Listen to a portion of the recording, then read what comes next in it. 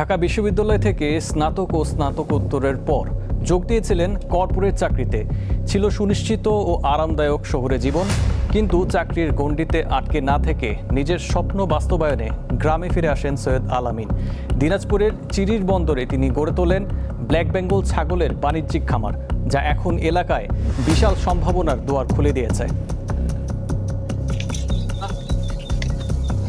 দিনাজপুর জেলার চিরিরবন্দর উপজেলার ১ নং নসরতপুর ইউনিয়নের ফকিরপাড়ায় সৈয়দ আল-আমিন ঢাকা বিশ্ববিদ্যালয়ে পড়াশোনা শেষ করে তিনি এখন ব্ল্যাক বেঙ্গল জাতের ছাগলের খামার তৈরি করেছেন। আমাদের দেশীয় ছাগল হারিয়ে যেন না যায়, সেজন্যই তিনি বাণিজ্যিকভাবেই শুধুমাত্র ব্ল্যাক বেঙ্গল জাতের ছাগল নিয়েই তার এই খামার। আমার আসলে ছাগল পালন নিয়ে একটা আগ্রহ ছিল আগে থেকেই। আমি কিন্তু শুরু করেছিলাম ফার্ম প্যাটার্নে। যখন শুরু করলাম তখন আমি 14টা মা ছাগল আর একটা পাঠা, এই 15টা ছাগল দিয়ে আমি শুরু করলাম আজ থেকে 1.5 বছর আগে। এখন আমার তাদেরই প্রোডাকশন, তাদেরই সবকিছু মিলে কিন্তু 90টা প্লাস ছাগল। তো এই ব্ল্যাক বেঙ্গলটা নিয়ে আমার কাজ করার আগ্রহ, এবং কাজ করার আগ্রহের একটা মূল কারণ হচ্ছে আমি সবসময় চাইতাম যে যে কাজই করবো সেটা যেন নিরাপদ হয়, অ্যান্টিবায়োটিক ফ্রি হয়, গ্রোথ হরমোন ফ্রি হয় এবং মানুষের স্বাস্থ্যের জন্য উপকারী হয়। আর আমার এই ছাগলের খামারটা শুধুমাত্র যে আমি করছি তা না, আমার এই 1.5 বছরে আমার গ্রামে অনেকেই যারা ক্রস করতো, খুব মজার বিষয়, যখন দেখতে যে আমি এসে করছি তখন তারাও উদ্বুদ্ধ হয়ে আমার কাছ থেকে ছাগল নিয়েছে, নয়তো বাহির থেকে দেশি ছাগল কালেক্ট করে দেশি ছাগলের একটা প্রচলন আবার বাড়ছে আমাদের গ্রামে। এটা একটা ভালো খবর। এবং আমি শুধু না, আমি আবার আরো কিছু উদ্যোক্তা তৈরি করছি যেন এই দেশি ব্রিডটা আমাদের দেশ থেকে না হারিয়ে যায়। এলাকার বেশ কিছু যুবক তারাও কিন্তু ছাগল পালনে আগ্রহ প্রকাশ করছেন এবং তার এই খামারে বেশ কয়েকজনের কর্মসংস্থানের সুযোগ সৃষ্টি হয়েছে। আমি দেখলাম, অনেক ভালো লাগলো। দেখি আমিও ওনার কাছ থেকে পরামর্শ নিয়ে চেষ্টা করবো যাতে শুরু করা যায়। আমার নিজস্ব একটা স্বপ্ন আছে, মানে নিরাপদ খাদ্য নিয়ে, নিরাপদ খাদ্য, তারপর সেটার জন্যই এখানে আসা। তার পরিবারও এই ব্ল্যাক বেঙ্গল জাতের ছাগল পালনের বা খামার তৈরি করার কাজে উৎসাহিত প্রদান করছে। সুলতান মাহমুদ, দীপ্ত টেলিভিশন, চিরির বন্দর, দিনাজপুর।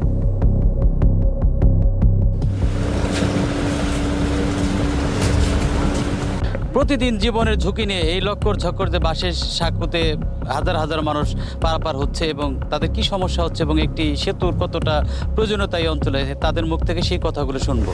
শহরের এত সন্নিকটে হওয়ার পরেও এখানে একটা ব্রিজের অভাবে এই জায়গার এই 20-30টা গ্রামের মানুষ একদম অবহেলিত, এবং এখানে এই ব্রিজ না থাকার কারণে ভালোভাবে শিক্ষিত লোক তৈরি হয়নি।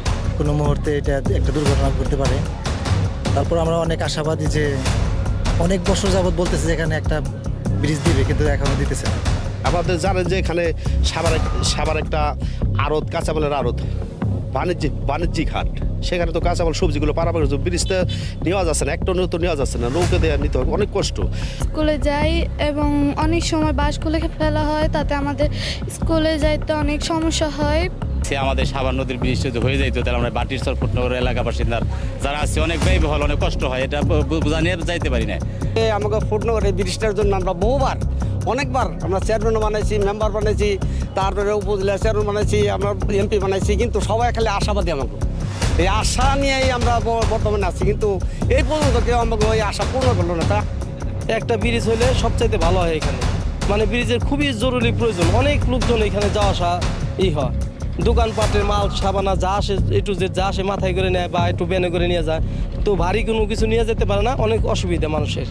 ধামরাই সীমান্তবর্তী যেটি দক্ষিণ ফুটনগর এবং সিংগাইর উপজেলার, এখানে প্রায় 30টি গ্রামের প্রায় লক্ষাধিক মানুষ এই বৃষ্টিতে চলাচল করে এবং তারা এই অঞ্চলের কৃষি নির্ভর অঞ্চলের অর্থনৈতিক এবং সামাজিক উন্নয়নের জন্য খুব তাড়াতাড়ি একটি সেতু দরকার, এমনটি তারা দাবি জানিয়েছেন। এম এ হালিম, দীপ্ত সংবাদ, ধামরাই, ঢাকা। নারায়ণগঞ্জের ফতুল্লার উত্তর ভুইঘর এলাকায় গত 10 মে গ্যাস লিকেজ থেকে বিস্ফোরণ হয়। এতে দগ্ধ হয়ে মৃত্যু হয় একই পরিবারের 5 জন।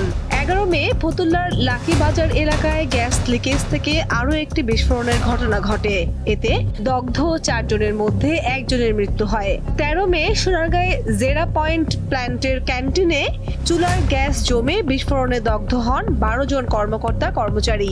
এর মধ্যে মৃত্যু হয় 2 জনের। সবশেষ 14 জুলাই ফতুল্লায় কুতুবপুর ইউনিয়নে লাইন মেরামত করতে গিয়ে বিস্ফোরণে দগ্ধ হন তিতাসের 4 শ্রমিক।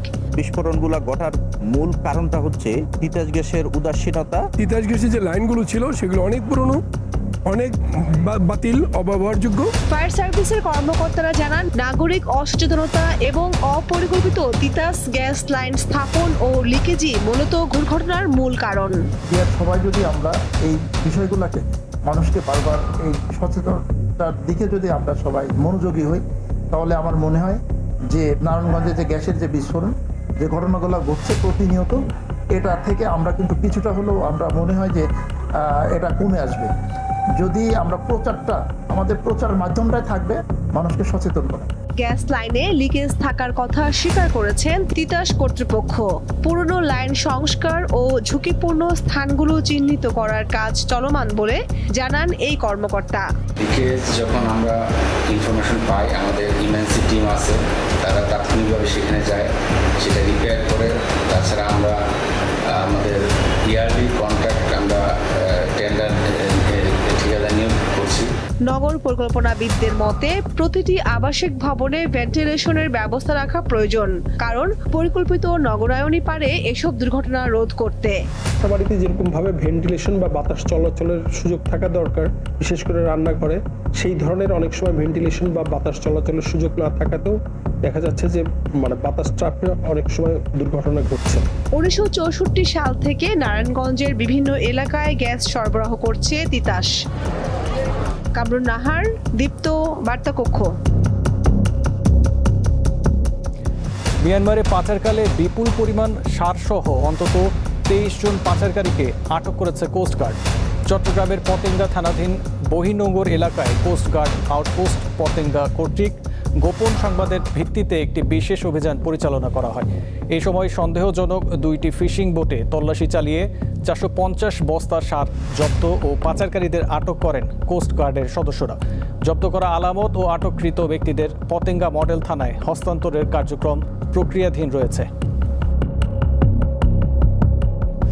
বগুড়ার কাহালুতে পিকআপ ও ট্রাকের মুখোমুখি সংঘর্ষে 4 জন নিহত হয়েছেন। সকালে উপজেলার কাজীপাড়া বটবাজার এলাকায় বগুড়া নওগাঁ সড়কে এই দুর্ঘটনা ঘটে। পুলিশ ও প্রত্যক্ষদর্শীরা জানান, নওগাঁয় মাছ বিক্রি করে একটি পিকআপ বগুড়ার দিকে আসছিল। এ সময় বগুড়া থেকে ছেড়ে আসা নওগাঁগামী ট্রাকের চালক নিয়ন্ত্রণ হারিয়ে পিকআপটিকে ধাক্কা দেয়। এতে পিকআপটি দুমড়ে মুচড়ে গিয়ে চালক, সহকারী ও 2 মাছ ব্যবসায়ী নিহত হন। খবর পেয়ে ফায়ার সার্ভিসের সদস্য এবং পুলিশ গিয়ে মরদেহ উদ্ধার করে। মৎস্য প্রাণী সম্পদ প্রতিমন্ত্রী সুলতান সালাউদ্দিন টুকু বলেছেন, মিড ডে মিল চালু হয়েছে, এটি একটি নতুন উদ্যোগ। শনিবার সকালে টাঙ্গাইলের কালিহাতির ইসাপুর শেরেবাংলা উচ্চ বিদ্যালয়ে মিড ডে মিলের উদ্বোধন ও অভিভাবক সমাবেশে প্রধান অতিথি হিসেবে যোগ দেন প্রতিমন্ত্রী। এ সময় তিনি আরও বলেন, প্রত্যেকেই যার যার জায়গা থেকে কাজ করলে দেশ এগিয়ে যাবে। শিক্ষার মান উন্নয়নে প্রধানমন্ত্রী কাজ করে যাচ্ছেন উল্লেখ করে সুলতান সালাউদ্দিন টুকু বলেন, একজন শিক্ষার্থীর একাধিক পেশায় যুক্ত হওয়ার সুযোগ থাকে, ইতোমধ্যে সেই পদক্ষেপ নেওয়া হয়েছে।